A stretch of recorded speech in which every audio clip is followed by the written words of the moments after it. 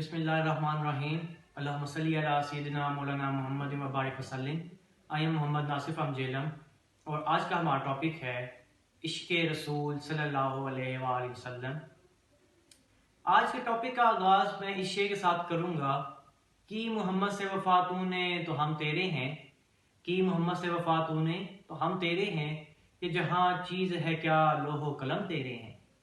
इस शेर में लफ्ज़ वफ़ा को समझने की ज़रूरत है कि लफ्ज़ वफ़ा हमें कह क्या रहा है और लफ्ज़ वफ़ा का बेसिकली मतलब क्या है।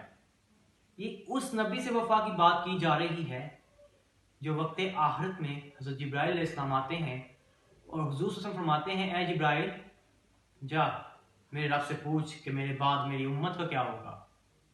अरे इंसान तो वक्त के आखिरत में कहता है कि मेरी औलाद का क्या होगा, मेरे माल का क्या होगा, मैंने जो माल दुनिया में बनाया है उसका क्या होगा, मेरी आखिरत कैसी होगी। और ये नबी, शानों वाले नबी जिनकी शान हम बयान भी नहीं कर सकते, वो नबी फरमा रहे हैं कि जिब्राइल जा मेरे रब से पूछ मेरी उम्मत का क्या होगा मेरे बाद। क्या उम्मत उनके साथ वैसी वफा करती है? आज हमें इस चीज़ को देखने की ज़रूरत है।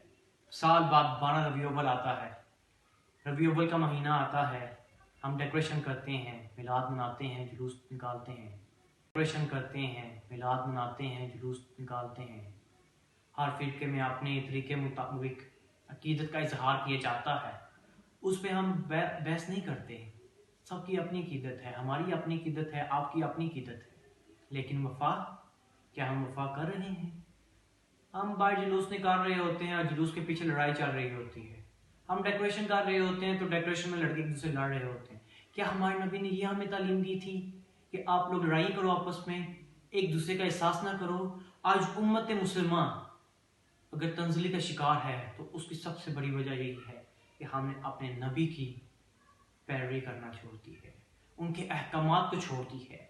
वो नबी जिन्होंने इंसानियत के खातिर अपनी सारी ज़िंदगी गुजारी, वो नबी जिन्होंने ना देखा कि काफिर है, ना यहूदी को देखा, ना ईसाई को देखा, और बिलाशुबा इन रिलीजन से अलग होकर सबकी मदद की। क्या हम आज अपने मुसलमान भाई की भी मदद करते हैं?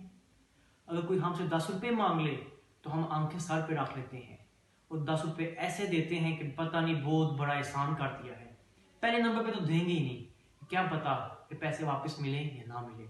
अगर देंगे तो उसकी ज़रूरत के मुताबिक भी नहीं देंगे। उसने 500 मांगा तो हम उसमें 100 दे देंगे, ठीक है भाई हमारे पास यही है तो हम ये दे देंगे।